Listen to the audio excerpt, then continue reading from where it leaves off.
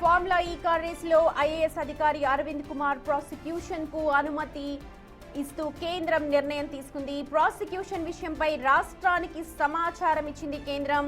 Formula ఈ car రేసుపై ఇప్పటికే విచారణ జరుపుతోంది ఏసీబీ తెలిసిందే.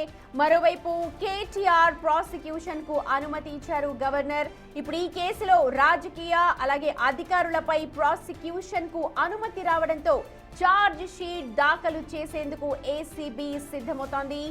ఈ కార్ రేసులో పురోగతి అనుకోవాలి. మేజర్ టర్న్ తీసుకుంటోంది ఈ రేస్ కార్ వ్యవహారం. ప్రస్తుతం ఫార్ములా ఈ కార్ రేసులో ఐఏఎస్ అధికారి అరవింద్ కుమార్ కు ప్రాసిక్యూషన్ కు అనుమతించారు. సో ప్రాసిక్యూషన్ అనుమతిస్తూ కేంద్రం ఇప్పటికే నిర్ణయం తీసుకోవడంతో అందరిలో ఉత్కంఠ కొనసాగుతోంది. ఈ విషయంపై రాష్ట్రానికి కూడా సమాచారం ఇచ్చారు. ఫార్ములా ఈ కార్ రేసుపై ఇప్పటికే ఏసీబీ విచారణ జరుపుతున్న విషయం మనందరికీ తెలుసు. ఇప్పుడు కేటీఆర్ ప్రాసిక్యూషన్ కు అనుమతి ఇచ్చింది గవర్నర్.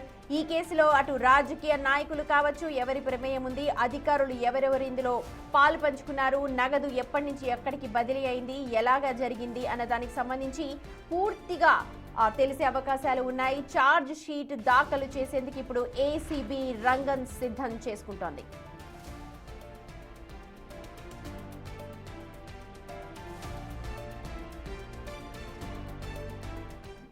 రైట్, మా ప్రతినిధి సాగర్ లైవ్ లో జాయిన్ అవుతున్నారు. సాగర్, ఏసీబీ ఛార్జ్ షీట్ కు దాఖలకు సిద్ధమవుతున్నట్టుగా తెలుస్తోంది. నిజంగా ఇప్పుడు ఏ పరిణామాలు చోటు చేసుకునే అవకాశం కనిపిస్తోంది ఫార్ములా ఈ కార్ రేస్ వ్యవహారంలో?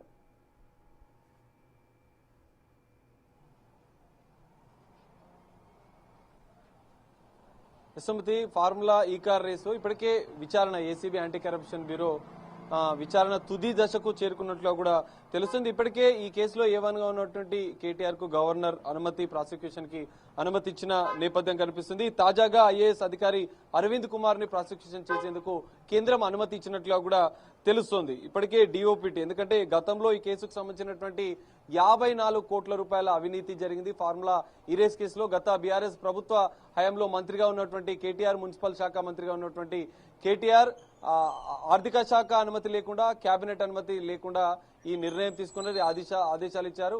అరవింద్ కుమార్ ఐఏఎస్ గా ఉన్నటువంటి హెచ్ఎండిఏ కమిషనర్ గా ఉన్నటువంటి అరవింద్ కుమార్ కేటీఆర్ ఆదేశాల మేరకే ఈ నిధులకు సంబంధించినటువంటి ఫార్ములా ఈ రేస్ కేసుకి బదిలీ సంస్థ కంపెనీలకు బదిలీ చేసినట్లు కూడా పూర్తిస్థాయి విచారణ ఆధారాలు గుర్తించారు. గతంలో కేటీఆర్ ని, మరోవైపు ఈ కేసులో ఉన్నటువంటి అరవింద్ కుమార్ ని, బిఎల్ఎన్ రెడ్డి, హెచ్ఎండిఏ మాజీ చీఫ్ ఇంజనీర్ బిఎల్ఎన్ రెడ్డిని కూడా ఈ కేసులో విచారించారు. దాదాపు 3-4 సార్లు విచారణ జరిగింది. ఏసీబీ అధికారులు సుదీర్ఘంగా విచారించారు. ఫార్ములా ఈ రేస్ కేసుకు సంబంధించినటువంటి సంస్థలకు సంబంధించినటువంటి వాటిని కూడా విచారించారు. కొన్ని ఆధారాలు సేకరించారు. ఆ సంస్థల్ని, ప్రతినిధులను విచారించారు. పూర్తిగా ఆధారాలు సేకరించారు.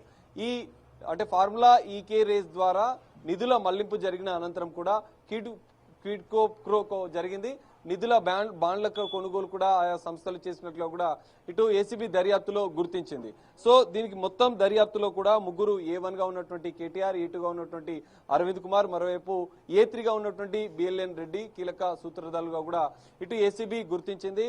ఛార్జ్ షీట్ కూడా త్వరలో నమోదు చేసే అవకాశాలు కనిపిస్తున్నాయి. సో అందులో భాగంగానే ఇప్పుడు ఐఏఎస్ అధికారిగా ఉన్నటువంటి అరవింద్ కుమార్ ప్రస్తుత ప్రభుత్వంలో కూడా అతను పనిచేస్తున్నాడు. గతంలో ఆయనే ఈ కేసులో నిందితుడిగా ఉన్న నేపథ్యంలో విచారణని ఎదుర్కొన్నారు. సో ఒక ఐఏఎస్ అధికారిని విచారించాలంటే ఖచ్చితంగా కేంద్రం అనుమతి అవసరం ఉంటుంది. అందులో భాగంగానే ఐఏఎస్ అధికారి అరవింద్ కుమార్ కు సంబంధించినటువంటి DoPT, department of personal and training సంబంధించినటువంటి అనుమతి అవసరమైంది. అందులో భాగంగానే ఏసీబీ ఇప్పటికే లేఖ రాసింది, రాష్ట్ర ప్రభుత్వం కూడా లేఖ రాసింది.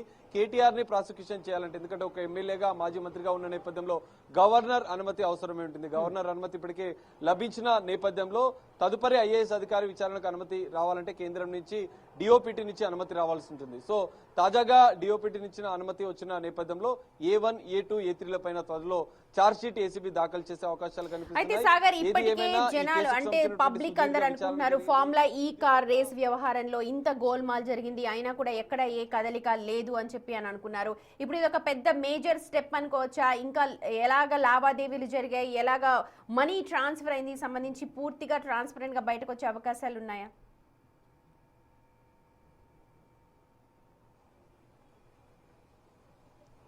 సుమతి, ఖచ్చితంగా. ఎందుకంటే ఈ కేసు సుదీర్ఘంగా విచారించినటువంటి ఏసీబీ అధికారులు కీలక ఆధారాలు కూడా సేకరించారు. ఎందుకంటే గతంలో కేటీఆర్ ని విచారించిన సందర్భంగా కూడా అసలు అరవింద్ కుమార్ కి హెచ్ఎండిఏ కమిషనర్ గా ఉన్నటువంటి అరవింద్ కుమార్ కి ఆదేశాలు ఏ విధంగా వెళ్ళాయి, వాట్సాప్ లో ఫార్ములా ఈ రేస్ కి సంబంధించినటువంటి సంస్థలతో కేటీఆర్ జరిపినటువంటి ఈమెయిల్స్ ను కూడా ఇప్పటికే స్వాధీనం చేసుకున్నారు. వాటిని విచారణలో దర్యాప్తులో ఏసీబీ అధికారులు గుర్తించారు.